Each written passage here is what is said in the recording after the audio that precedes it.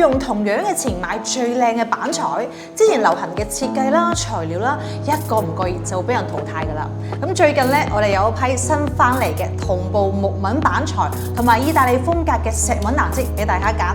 呢個咧都係我哋獨家嘅，幫大家整理出最靚嘅奶油風、原木風、簡約風，仲有輕車風。Hello 老細，我係 Louise。究竟咩係同步木紋呢？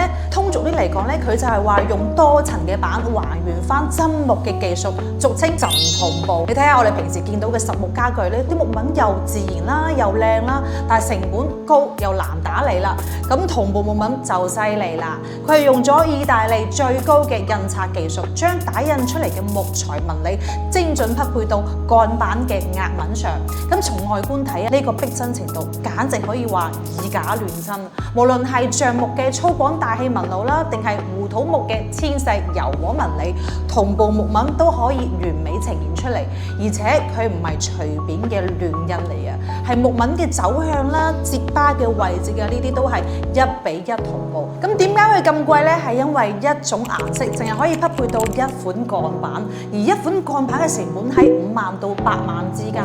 佢研發一種顏色出嚟係需要用到翻3至6個月嘅時間。咁我帶大家睇下啦，呢個紋理點樣先算係合格嘅呢？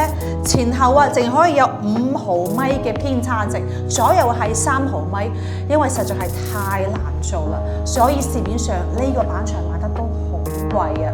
但係咧，今日我哋可以俾到粉絲一個超大嘅福利啦，係我哋自家嘅工廠定製家私，選用同步木紋嘅工藝，完全唔使加錢嘅。呢個真係實打實嘅慳錢大招啊！咁我哋都知㗎啦，大家精挑細選一套家私搬翻屋企，肯定係盼住佢顏值夠硬，無論咩事望住佢都順晒眼，仲要經久耐用嘅。畢竟咧，邊個都唔想成日以舊換新啊嘛。費錢又費力，所以咧我哋淨係做最優質嘅，又靚又四正嘅家私，俾翻晒大家。好啦，今日嘅分享就到呢度啦。有興趣嘅話，可以隨時聯繫我哋嘅，我哋幫你免費報價啦，同埋流程講解嘅噃。咁下一期咧，我會同大家介紹翻我哋新翻嚟嘅意大利石紋新泰版。我哋下期再見啦，噃，拜拜。